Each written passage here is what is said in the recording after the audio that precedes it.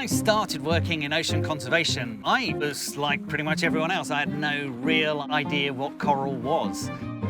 Yes, you know it's an animal, but you don't realise just how cool these animals are. I mean, they've been evolving for 500 million years, and they have almost superpowers.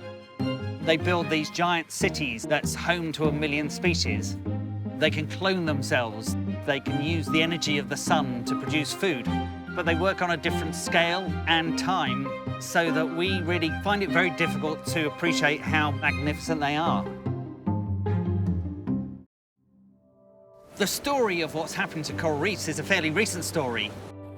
We've been recording coral reefs for a couple of years when we heard there was going to be a big global die-off, and we found ourselves with the right equipment at the right time to be able to become really the first team to chase an underwater heat wave to record and reveal what was going on. We are seeing the first planetary ecosystem that's in complete collapse, and it's happening all around the world. And that was when I realized that you can actually take this to another level through film. And I approached a documentary maker that I really respected, and he produced the most amazing piece of work, Chasing Coral, which won the Emmy for Outstanding Nature Documentary. This film, for me, captures the emotion of what's happening underwater and told the journey, the adventure that we went on over several years. When we were filming Chasing Coral, you were just seeing death and destruction everywhere we were going. You get these reefs that go from sort of browny colours to stark white for as far as the eye can see. But it was really when we arrived in New Caledonia that we saw something that is very, very rare indeed. And that's the ultra-fluorescing in these incredible colours.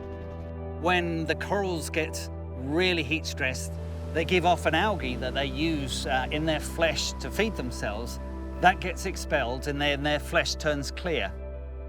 And they actually produce this chemical sunscreen, which is the colour, the blues, the purples, and the bright yellows, that then almost seems to glow from the inside out. But then often the corals die as a result.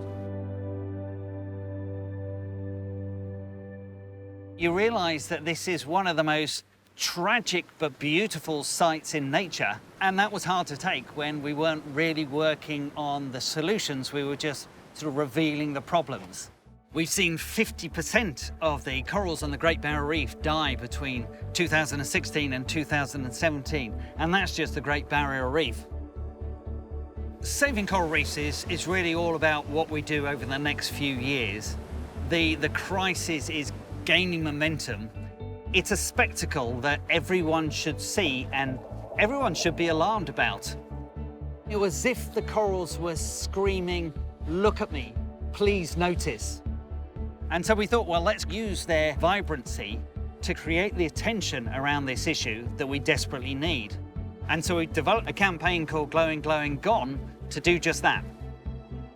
What we're doing is working with Adobe Stock and Pantone to tell this story using colour. We've taken the colours from the imagery and we've created Pantone colours from that. The glowing yellow, the glowing blue, the glowing purple, and we're challenging the creative community and brands and influencers to get involved in taking that ocean warning and getting it heard by everyone. We need to urgently protect the reefs that we can save.